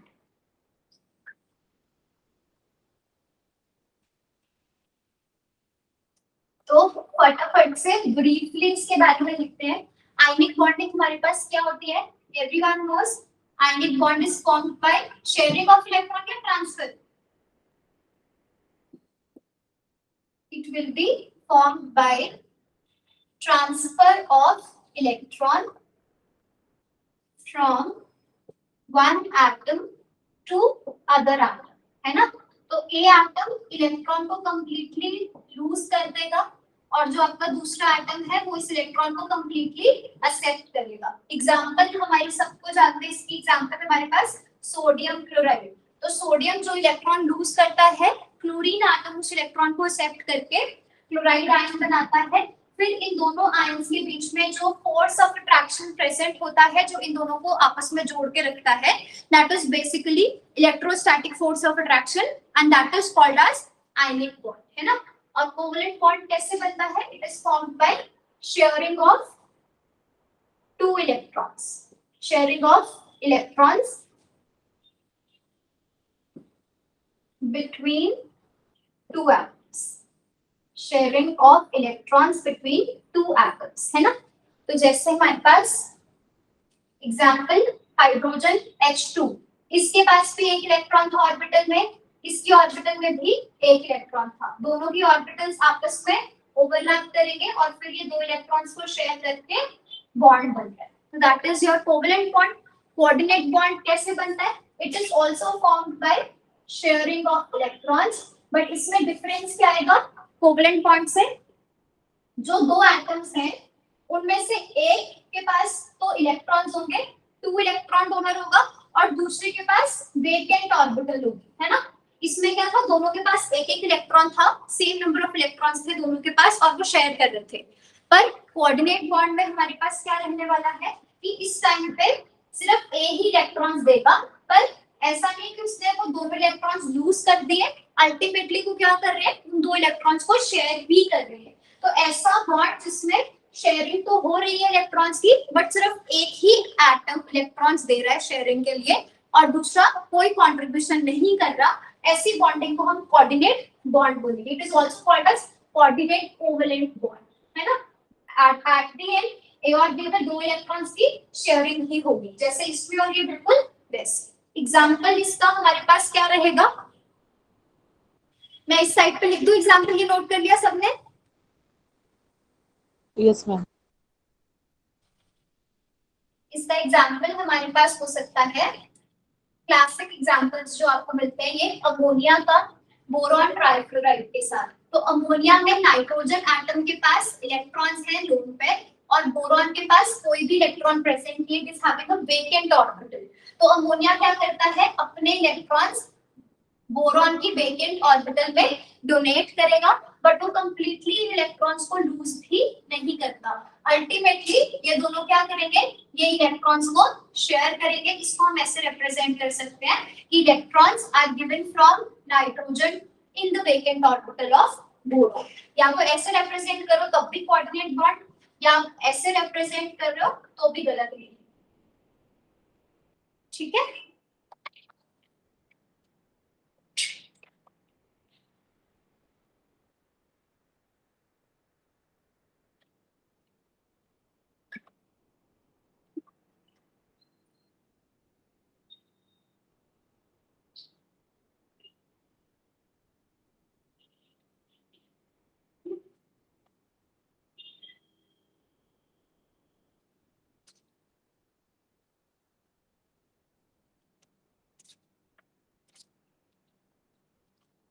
Next, write down Lewis octet theory.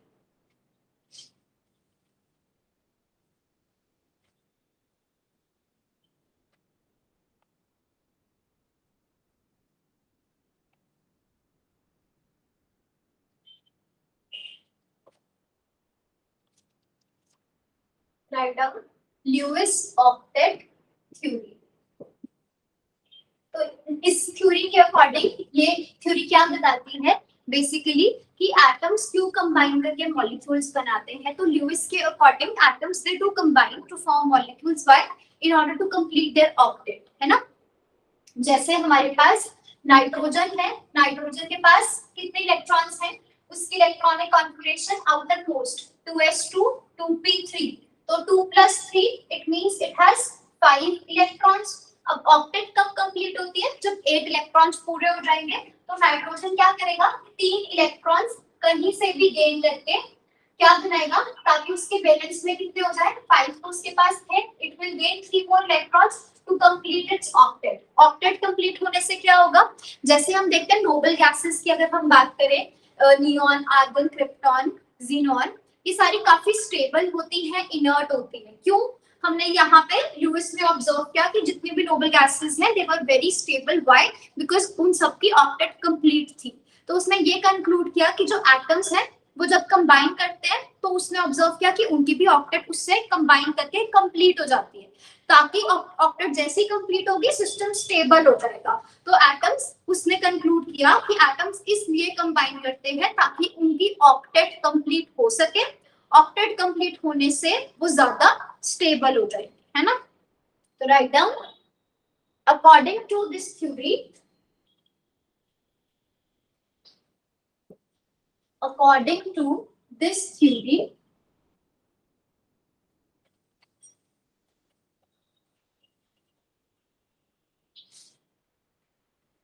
the atoms combine with each other, atoms combine with each other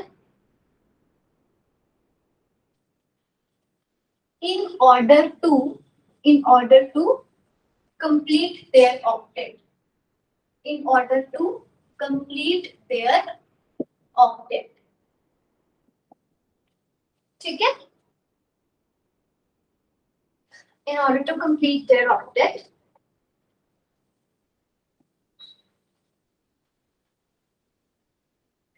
example oxygen 6 electrons होते हैं ना इसके पास, तो यहाँ पर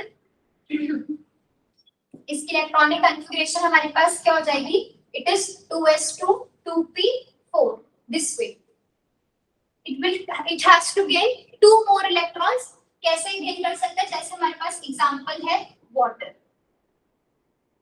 ठीक है, तो यहाँ पे हम क्या कह सकते हैं? 6 इलेक्ट्रॉन्स है. जो आपका लुईस ऑक्टेट थ्योरी है उसमें जब भी आप इलेक्ट्रॉन्स ड्रॉ करोगे सिर्फ वैलेंस इलेक्ट्रॉन्स ड्रॉ करना है, सिर्फ आउटर वाली शेल पे इलेक्ट्रॉन्स ड्रॉ करना है. ठीक है, तो जैसे ऑक्सीजन है, इसके पास कितने इलेक्ट्रॉन्स है? 4 + 2 6. तो 2 इसके पास लोन पेयर्स हो जाएंगे, इसके अलावा एक ये और एक ये. ठीक है, अब इसमें ना एक चीज याद रखना, चार्ज कैसे फाइंड करते हैं और हमारे पास ऑक्टेट कैसे काउंट करते हैं वो अभी मैं आपको सिखा रही हूँ, तो ये याद रखना है. जैसे मान लो मुझे यहाँ पे वाटर मॉलिक्यूल कैसे बनेगा? जब एक हाइड्रोजन अपना इलेक्ट्रॉन इसके साथ शेयर करेगा ऑक्सीजन के अनपेड इलेक्ट्रॉन के साथ, और फिर दूसरा हाइड्रोजन वो भी अपना इलेक्ट्रॉन इस ऑक्सीजन के साथ शेयर करेगा, है ना? ये वाटर मॉलिक्यूल ऐसा होता है लुईस ऑक्टेट के अकॉर्डिंग, लुईस ऑक्टेट थ्योरी के अकॉर्डिंग. तो अब हम चेक करना चाहते हैं कि क्या वाटर में जब वाटर बन गया तो क्या ऑक्सीजन पे कोई चार्ज आएगा या नहीं. तो वो आपने कैसे चेक करना है? आपने सबसे पहले यहाँ पे देखना है कि इसकी वैलेंस में इलेक्ट्रॉन्स कितने हैं. जब आपको मॉलिक्यूल के अंदर वैलेंस, जैसे सिंपल ऑक्सीजन एटम गिवन है ये वाला, इसमें तो पता ही लग रहा है, इसकी इलेक्ट्रॉनिक कॉन्फ़िगरेशन से इंडिकेट हो रहा है कि इसमें इलेक्ट्रॉन्स टोटल 6 है. 2 + 4 6. बट जब मॉलिक्यूल बन गया, अब हम यहाँ देखना चाहते हैं कि वाटर के अंदर जो हमारे पास ऑक्सीजन एटम है उसमें कितने वैलेंस इलेक्ट्रॉन्स प्रेजेंट हैं. तो उसका रूल हमारे पास क्या रहेगा? लोन पेयर के दोनों इलेक्ट्रॉन्स काउंट करोगे. लोन पेयर क्या है हमारे पास? एक ये इलेक्ट्रॉन लोन पेयर का, दूसरा थर्ड एंड फोर्थ. जो आपके लोन पेयर है उसके आपने दोनों इलेक्ट्रॉन्स काउंट करने हैं, पर जो बॉन्ड के इलेक्ट्रॉन्स हैं उनमें सिर्फ आपको एक ही काउंट करना है. जैसे ये बॉन्ड के इलेक्ट्रॉन्स है तो इसमें से 2 है ना. अब तो ऑक्सीजन के पास ये वाला इलेक्ट्रॉन भी है, ऑक्सीजन के पास ये वाला इलेक्ट्रॉन भी है, बट इनमें से आप दोनों काउंट नहीं कर सकते, आपने सिर्फ एक काउंट करना है. तो 5th और 6th. ठीक है, तो यहाँ ऑक्सीजन जो है वाटर के केस में ऑक्सीजन के पास वैलेंस इलेक्ट्रॉन्स कितने होते हैं? 6, right? And actual valence electrons जो ऑक्सीजन में प्रेजेंट होते हैं वो भी 6 है. इसको लिख लो, actual valence electrons on oxygen atom, that is also 6. अब हमारे पास चार्ज ऑन एटम, वो हम कैसे फाइंड कर सकते हैं? Charge on any atom that will be equal to actual valence electrons, actual valence electrons minus valence electrons on atom in a particular structure. ठीक है, तो मान लो वाटर के केस में हमें देखना है कि ऑक्सीजन पे चार्ज कितना आएगा. तो आप सिंपली कैसे देखोगे कि ऑक्सीजन में एक्चुअल वैलेंस इलेक्ट्रॉन्स कितने होते हैं? 4 + 2 6 माइनस इस स्ट्रक्चर में ऑक्सीजन में वैलेंस इलेक्ट्रॉन्स कितने हैं वो आपने कैसे चेक किया? लोन पेयर के दोनों इलेक्ट्रॉन्स काउंट किए और बॉन्ड पेयर का सिर्फ एक काउंट किया. तो उससे भी जब आपने ऐड किया तो 6 ही आया. तो इसलिए चार्ज क्या हो गया ऑक्सीजन पे? That will B 0. यहाँ तक सबको क्लियर है एवरीवन? Yes ma'am. अब अगर हमें इसकी ऑक्टेट काउंट करनी है कि इसमें जब वाटर बन गया, अगर मैं ऑक्सीजन सिंपल बात करूं तो हम पूछेंगे कि इसकी ऑक्टेट में कितने इलेक्ट्रॉन्स है. तो मतलब आउटर मोस्ट शेल जो है उसमें 6 इलेक्ट्रॉन्स है. पर जब हम ऑक्सीजन की बात करते हैं, जब उसने बॉन्ड्स बना लिए हैं हाइड्रोजन के साथ, वाटर बन चुका है, इस ऑक्सीजन में कितने इलेक्ट्रॉन्स प्रेजेंट है इसकी ऑक्टेट में, उस केस में हमें क्या करना है? लोन पेयर के भी दोनों इलेक्ट्रॉन्स काउंट करने हैं और बॉन्ड पेयर के भी दोनों ही इलेक्ट्रॉन्स काउंट करने हैं. ठीक है, वैलेंस चार्ज कैलकुलेट करते टाइम हम इस इलेक्ट्रॉन को स्किप कर देते हैं, पर ऑक्टेट काउंट करते टाइम हमने इसको भी इंक्लूड करना है. तो हमारे पास क्या हो जाएगा? 4 5 6 7 8. तो यहाँ पर ऑक्सीजन में इसमें तो 6 इलेक्ट्रॉन्स थे, ऑक्टेट इनकम्प्लीट थी, बट यहाँ इस केस में क्या हो जाएगा, ऑक्टेट कंप्लीट हो जाएगी। इसकी ऑक्टेट में कितने इलेक्ट्रॉन्स हैं, 8 इलेक्ट्रॉन्स।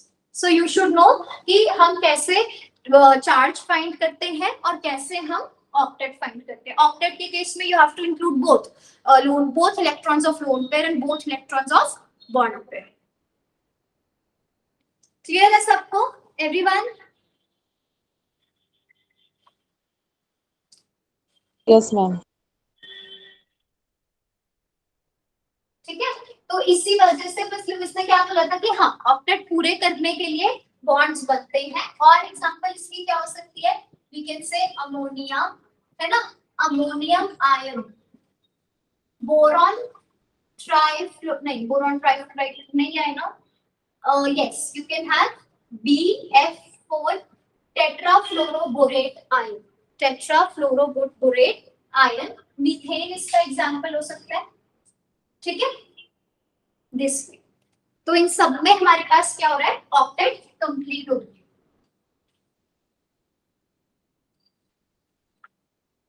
एक एग्जांपल मैं आपको और करवा देती हूँ, फिर हम आगे प्रोसीड करेंगे। जैसे एग्जांपल हम स्टडी करते हैं NH4 पॉजिटिव, तो ये कैसे बनेगा हमारे पास, नाइट्रोजन, इसकी electronic configuration 2s2 2p3, electrons octet में अभी कितने प्रेजेंट है, 5 इलेक्ट्रॉन्स। ठीक है, अब हम कितने हाइड्रोजन्स के साथ इसका बॉन्ड बना रहे हैं, 4 हाइड्रोजन्स, है ना। तो you have this nitrogen, it is having how many electrons, 5। तो हम इसको कैसे ड्रॉ करेंगे, 2 इलेक्ट्रॉन्स, 3 4 एंड 5। तो 3 हाइड्रोजन्स है हमारे पास, टोटल तो 4 है ना। इनके साथ ये सिंपल बॉन्ड बनाएगा इस तरह से। अब जो हमारे पास 4th हाइड्रोजन है उस पे चार्ज क्या आएगा, +1। 4th हाइड्रोजन पे चार्ज अगर +1 है तो उसको हम ऐसे लिख सकते हैं, हाइड्रोजन प्लस का मतलब इसके पास कोई भी इलेक्ट्रॉन प्रेजेंट नहीं है, तो ये क्या हो जाएगा, इसको इलेक्ट्रॉन्स डोनेट करेगा। या ये तीनों कैसे हैं, कोवेलेंट बॉन्ड्स, और ये वाला बॉन्ड कैसा हो जाएगा, that will B coordinate bond, है ना। अब तो इससे हम इसको ऐसे भी रिप्रेजेंट कर सकते हैं, ये हमारे पास हाइड्रोजन्स हो गए और ये एक दूसरा हाइड्रोजन। एक बार बॉन्ड बन गया तो कोऑर्डिनेट और कोवेलेंट बॉन्ड में कोई फर्क नहीं है, तो हम इसको ऐसे भी रिप्रेजेंट कर सकते हैं। सारे इलेक्ट्रॉन्स इसके ड्रॉ कर दो। ये कौन सा था, शेयरिंग से बन रहा था, और ये कैसे था, एक ही एटम डोनेट कर रहा है, पर बाद में इनमें भी इलेक्ट्रॉन्स की शेयरिंग ही होगी, इस तरह से। ठीक है, अब अगर आपको चेक करना है कि क्या नाइट्रोजन की ऑक्टेट कंप्लीट है अमोनियम आयन के केस में, तो ऑक्टेट के लिए क्या बताया था मैंने, that you have to count both the electrons of lone pair and both the electrons of bond pair। तो कितने हो जाएंगे, 1 2 3 4 5 6 7 8। तो यहाँ पे नाइट्रोजन की ऑक्टेट कंप्लीट है, उसमें 8 इलेक्ट्रॉन्स प्रेजेंट है। ठीक है ना। अगर हमने चार्ज फाइंड करना है तो चार्ज का formula, charge on nitrogen in ammonium ion कितना आ जाएगा, एक्चुअल चार्ज जो नाइट्रोजन पे प्रेजेंट है या फिर actual valence electrons on nitrogen atom minus valence electrons of nitrogen atom in ammonia, ये हो जाएगा। तो एक्चुअल में वैलेंस इलेक्ट्रॉन्स कितने होते हैं नाइट्रोजन के पास, 5 माइनस, अब वैलेंस इलेक्ट्रॉन्स नाइट्रोजन के अमोनिया के अंदर कितने हैं वो आप कैसे काउंट करोगे, लोन पेयर के दोनों काउंट करने हैं, पर बॉन्ड पेयर का सिर्फ एक काउंट करना है। तो इसमें 1 2 3 एंड 4, तो यहाँ पे 4 इलेक्ट्रॉन्स हो जाएंगे, 5 माइनस 4, चार्ज कितना आ जाएगा नाइट्रोजन पे, दैट विल बी +1। क्लियर हो गया ये एग्जांपल सबको, प्रियंका शिवांशी क्लियर है दोनों को, अंकिता भूपेंद्र आपको भी? Yes ma'am. अगर डाउट है तो मैं आपको दोबारा एक्सप्लेन कर देती हूँ, नहीं तो हम फिर आगे बढ़ते हैं। क्लियर है सबको?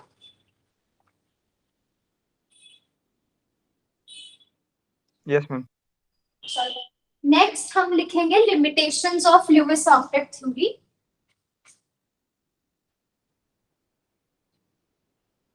नोट कर लिया ना सबने?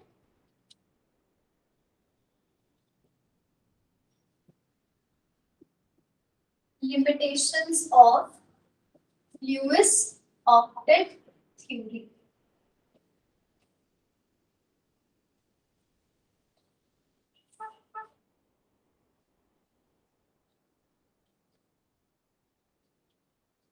Write down. It was unable to explain the bonding in hypovalent and hypervalent species. ठीक है ना? अभी हम देखते हैं कि हाइपोवेलेंट और हाइपरवेलेंट का क्या मतलब होता है.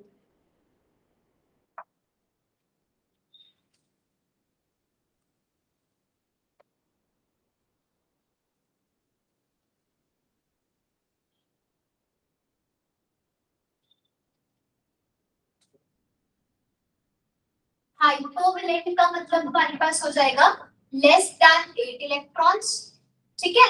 और हाइपरवेलेंट स्पीशीज का हमारे पास मतलब हो जाएगा it will be greater then 8 electrons, ठीक है. तो लुईस ने क्या बोला था, मॉलिक्यूल्स इसलिए बनते हैं ताकि एटम्स अपनी ऑक्टेट को कंप्लीट कर सके, पर एक्चुअल में ऐसा नहीं होता कि सभी के सभी मॉलिक्यूल्स कंबाइन करके अपनी सभी के सभी एटम्स कंबाइन करके अपनी ऑक्टेट पूरी कर लेते हैं. एग्जांपल अगर जैसे हम बात करें बोरॉन ट्राइफ्लोराइड की, इसमें हमारे पास क्या हो जाएगा 3 बॉन्ड्स बन रहे हैं, तो यहाँ पे इलेक्ट्रॉन्स कितने होंगे, टोटल 6 इलेक्ट्रॉन्स आर प्रेजेंट. तो क्या बोरॉन की ऑक्टेट पूरी हुई इस केस में? नहीं, अभी भी बोरॉन की ऑक्टेट में कितने इलेक्ट्रॉन्स प्रेजेंट है 6, तो 8 से कम है, इसलिए हम इनको क्या बोलते हैं हाइपोवेलेंट स्पीशीज. और हाइपरवेलेंट स्पीशीज की एग्जांपल हमारे पास रहेगी जैसे sulphur hexafluoride, phosphorus pentafluoride, this way. इसमें सल्फर के 6 बॉन्ड्स बन रहे हैं दिस वे, तो इसकी ऑक्टेट में हमारे पास कितने इलेक्ट्रॉन्स आ जाएंगे 12. ऐसे ही फास्फोरस पेंटाफ्लोराइड के केस में इसकी ऑक्टेट में कितने इलेक्ट्रॉन्स प्रेजेंट होंगे 10. तो ऐसा नहीं है कि हर बार जैसे मीथेन देखा, अमोनिया देखा, वाटर देखा, कि ऐसा नहीं होगा कि हर बार एटम्स की ऑक्टेट पूरी ही हो रही है जब भी वो मॉलिक्यूल्स बना रहे हैं. Sometimes there do some molecules exist in which case जो हमारे पास इलेक्ट्रॉन्स हैं they are either less than 8 electrons or they are greater than 8 electrons. हाइपोवेलेंट species भी एग्जिस्ट करती हैं और हाइपरवेलेंट स्पीशीज भी एग्जिस्ट करती हैं. तो ल्यूइस ऑक्टेट थ्योरी यहाँ पे फेल हो जाती है ना. तो अब हमने डिस्कस करना है कि फिर ऐसा, और देखो एक तो ये चीज हो गया कि हाइपोवेलेंट और हाइपरवेलेंट एग्जिस्ट करते हैं, पर ऐसा नहीं है कि हर केस में हाइपरवेलेंट स्पीशीज एग्जिस्ट करेंगी ही करेंगी. जैसे हमें पता है कि सल्फर के 6 बॉन्ड्स बन रहे हैं, ठीक है, तो इसका मतलब फ्लोरीन के साथ तो वो 6 बॉन्ड्स बना रहा है. फ्लोरीन जैसा एक और एटम हमारे पास है हाइड्रोजन, फ्लोरीन भी एक ही बॉन्ड बनाता है, हाइड्रोजन भी एक ही बॉन्ड बनाता है. ऐसा 6 तो एग्जिस्ट करता है, पर इसी तरह से अगर मैं सोचूं कि SH6 की अगर हम बात करें तो ये एग्जिस्ट नहीं करता है ना. Sulphur hexahydride that does not exist but fluoride do exist. तो जो हाइपरवेलेंट स्पीशीज हैं वो कुछ limited number of surrounding species की प्रेजेंस में ही बनेगी. मतलब कि जब सराउंडिंग स्पीशीज जैसे फ्लोरीन हो गया तब तो वो बन रही थी, SF6 बन रहा था, PF5 बन रहा था, पर फ्लोरीन की जगह कोई और लिया एटम हाइड्रोजन, तो फिर वो अपने फिर उसके बाद हाइपरवेलेंट स्पीशीज नहीं बन पाती. तो हमें दोनों रीजन स्टडी करने हैं कि क्यों हाइपरवेलेंट स्पीशीज. और एक बात अगर देखें तो जो हाइपरवेलेंट स्पीशीज है ग्रेटर देन 8 इलेक्ट्रॉन्स, वो आपने ऑब्जर्व किया होगा वो सिर्फ जो है थर्ड पीरियड या उसके हायर पीरियड में जो एलिमेंट्स आते हैं वही बना सकते हैं. सेकंड पीरियड के एलिमेंट्स कभी भी हाइपरवेलेंट स्पीशीज नहीं बनाते. तो उसका रीजन क्या है और क्यों हमारे पास जो हाइपरवेलेंट स्पीशीज है वो किसी केस में एग्जिस्ट करती है जैसे फ्लोरीन के साथ, पर किसी केस में वो एग्जिस्ट नहीं करती. तो ये दोनों रीजंस अब हम स्टडी करते हैं, ठीक है. लिमिटेशन समझ आ गई सबको? यस. नेक्स्ट लिखो Sidgwick theory of maximum covalency.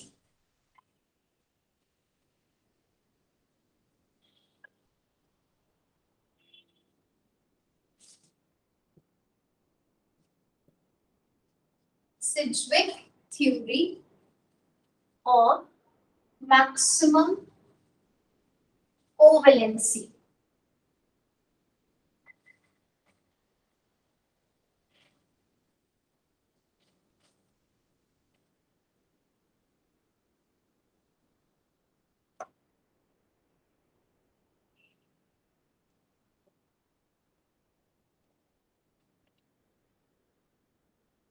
Write down.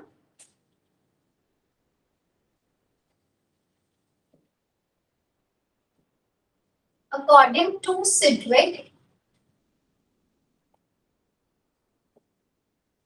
any species can have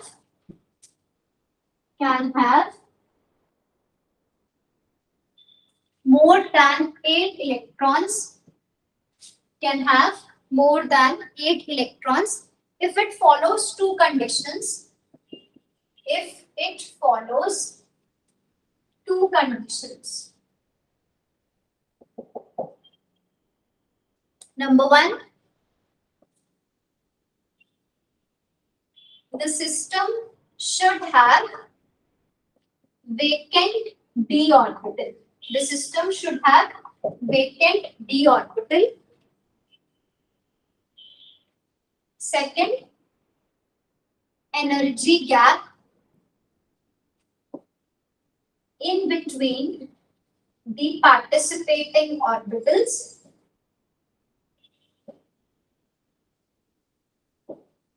that should be less.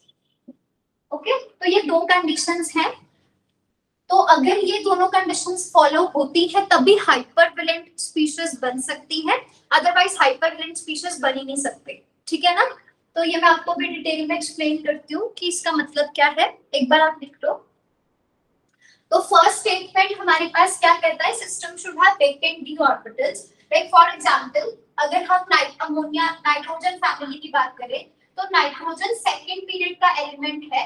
तो सेकंड पीरियड के एलिमेंट पे हमने पीरियोडिसिटी में देखा था ना कि दो ही शेल्स होती है. अगर उसका पीरियड नंबर 2 है तो उसमें शेल का नंबर भी 2 ही होगा. एक तो उसमें 1 फर्स्ट शेल होगी और एक उसमें सेकंड शेल होगी. सेकंड शेल में आपके पास सब शेल्स दो होंगी s और p, है ना. तो इसमें कितने इलेक्ट्रॉन्स है आउटर मोस्ट में, इट इज 2s2 2p3. इसमें d शेल d जो आपकी सब शेल है वो तो प्रेजेंट ही नहीं है. पर अगर मैं फास्फोरस की बात करूं उसमें हमारे पास क्या है, it is 1s2 2s2 3s2 3p3, then it also has a 3d. जब आप प्रिंसिपल क्वांटम नंबर 3 में जाओगे तो 3 का मतलब उसमें 3 सब शेल्स होंगी s p and d. All 3 will be present, 3s 3p and 3d. चाहे इलेक्ट्रॉन्स 3p तक ही है पर इसका मतलब ये नहीं कि उसमें 3d प्रेजेंट नहीं होगा. 3d प्रेजेंट है पर इट इज वेकेंट, है ना. तो 3d में हमारे पास कोई भी इलेक्ट्रॉन्स प्रेजेंट नहीं है. तो अगर मैं नाइट्रोजन की बात करूं तो ये हो जाएगा सिस्टम 2s2 2p3, है ना. अब क्या है कि अगर ये बॉन्ड बनाएगा तो ज्यादा से ज्यादा 3 ही बॉन्ड्स बना सकते हैं इस तरह से. इसके बाद आगे कोई ऑर्बिटल प्रेजेंट ही नहीं है जिससे वो, या फिर ज्यादा से ज्यादा 4 bonds, maximum bonds which nitrogen can make that is 4. 3 तो ये वाले बॉन्ड हो जाएंगे कोवलेंट और ज्यादा से ज्यादा ये क्या कर सकता है, किसी और स्पीशीज के साथ कोऑर्डिनेट बॉन्ड बना सकता है. मैक्सिमम बॉन्ड 4 ही बन सकते हैं इस केस में. तो 4 बॉन्ड्स बनेंगे तो इसकी ऑक्टेट में 4 ही, मतलब इसकी ऑक्टेट में 8 ही इलेक्ट्रॉन्स आएंगे, है ना. ये वाले 8 इलेक्ट्रॉन्स हो जाएंगे. यहाँ से हाइड्रोजन से भी आएंगे ना आपके पास इस तरह से. तो इसकी ऑक्टेट में मैक्सिमम 8 ही इलेक्ट्रॉन्स इस वजह से आ सकते हैं क्योंकि इसमें 2p के बाद कोई और ऑर्बिटल ही नहीं प्रेजेंट जो कि बॉन्ड फॉर्मेशन में पार्टिसिपेट कर सके. पर फास्फोरस के केस में हमारे पास आगे 3d ऑर्बिटल्स भी प्रेजेंट है ना.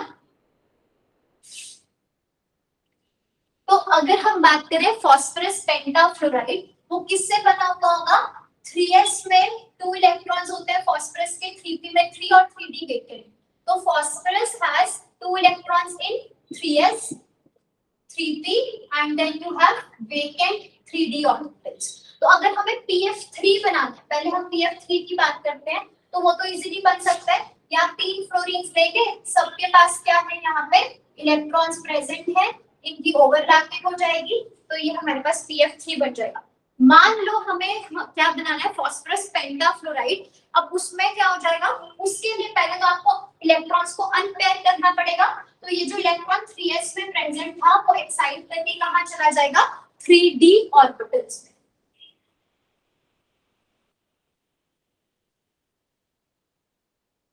It will enter into 3d orbitals. Unpairing हो जाएगी इलेक्ट्रॉन्स की this way. So 5 fluorine atoms can form bond. इन सबके पास अपना अपना अनपेयर्ड इलेक्ट्रॉन होगा, ये बॉन्ड फॉर्मेशन में पार्टिसिपेट कर सकते हैं, है ना। तो यहाँ पर दो कंडीशंस होनी चाहिए। फास्फोरस पेंटाफ्लोराइड की बात करें तो इसके ऑक्टेट में 1 से ज्यादा इलेक्ट्रॉन्स हो गए, 1 2 3 4 5 6 7 8 9 10। तो अब इसमें कितने आ जाएंगे, PF5 के केस में there will be 10 electrons, right. तो ऑक्टेट ज्यादा, तब ऑक्टेट में एक हाइपरवैलेंट स्पीशीज तभी बन सकते हैं जब बाहर उसके पास कोई ना कोई और ऑर्बिटल्स प्रेजेंट है जो इलेक्ट्रॉन्स को एकोमोडेट कर सकती है। पहली तो ये कंडीशन होगी। दूसरा, हमें पता है ये बॉन्ड तभी बन पाया जब ये वाला जो इलेक्ट्रॉन था वो जंप करके नेक्स्ट ऑर्बिटल में गया। अनपेयरिंग हुई इलेक्ट्रॉन्स की तभी ये पॉसिबल है। और अनपेयरिंग के लिए हमें इलेक्ट्रॉन्स की क्या करनी पड़ेगी, एक्साइटेशन, या हमें इलेक्ट्रॉन्स को जंप करवाना पड़ेगा। अगर मान लो जो आपकी ऑर्बिटल्स हैं जो जिसमें इलेक्ट्रॉन का एक्साइटेशन हो रहा है, तो कहां से रहे, 3s से 3d में। 3s और 3d का जो एनर्जी गैप है वो कम होना चाहिए ताकि वो इजीली से एक्साइट कर सके। मान लो एक ऑर्बिटल का लेवल बहुत कम है, दूसरे की एनर्जी बहुत ज्यादा है, तो इलेक्ट्रॉन जंप नहीं कर पाएगा, एक्साइट नहीं कर पाएगा। क्यों? क्योंकि उसके लिए फिर बहुत ज्यादा एनर्जी लगेगी इलेक्ट्रॉन को एक्साइट करने के लिए। तो हमें दो चीजों का ध्यान रखना पड़ता है। नंबर 1 इज कि वहां ऑर्बिटल्स हो जो इलेक्ट्रॉन्स को एकोमोडेट कर सकते हैं, बॉन्ड ज्यादा बन सकते हैं। और दूसरा, अगर हमें एक्सीड करनी है ऑक्टेट को तो इलेक्ट्रॉन्स की एक्साइटेशन करवानी पड़ेगी। तो जो एनर्जी गैप है in between the participating orbitals that should be less. Okay, इस वजह से जितने भी सेकंड पीरियड के एलिमेंट्स थे उनमें d ऑर्बिटल्स नहीं प्रेजेंट थी, तो वो ऑक्टेट मैक्सिमम 8 इलेक्ट्रॉन्स रख सकते थे। उसके बाद के जितने भी एलिमेंट्स हैं हमारे पास, third fourth fifth, they all have vacant d orbitals which can participate in bond formation, और इस वजह से वो क्या करते हैं, हाइपरवैलेंट स्पीशीज बना सकते हैं। फर्स्ट पॉइंट सबको क्लियर हो गया एवरीवन?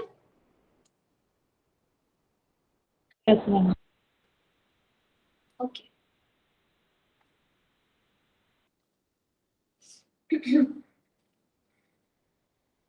ठीक है। तो अभी आज हम इतना डिस्कस करेंगे, बाकी फिर हम नेक्स्ट क्लास में मतलब कल डिस्कस करेंगे, जिसमें मैं आपको सेकंड इसका रीजन बता दूंगी कि उसमें क्या होता है कि सिर्फ अगर हम फास्फोरस की बात करें तो वो हाइड्रोजन फ्लोरीन के साथ तो हाइपरवैलेंट स्पीशीज बनाता है, बट जो हमारे पास हाइड्रोजन है उसके साथ फिर वो अपनी ऑक्टेट मतलब कि उसमें वो हाइपरवैलेंट स्पीशीज क्यों नहीं बना सकता। ठीक है, और आज के लेक्चर में कोई डाउट है किसी को? एनीवन? क्लास का मैंने आपको शेड्यूल बता दिया था ना कि इनऑर्गेनिक की क्लास हमारे पास 7 o'clock तक रहेगी, ठीक है, 5:30 to 7, और डे सेम रहेगा, फ्राइडे सैटरडे ही रहेगा। ठीक है, प्रियंका, अंजलि, कोई डाउट है? शिवांशी, आपको? करुणा? No ma'am. नहीं, ठीक है, तो फिर हम आज यहीं पे एंड करेंगे लेक्चर, कल कंटिन्यू करते हैं। ठीक है।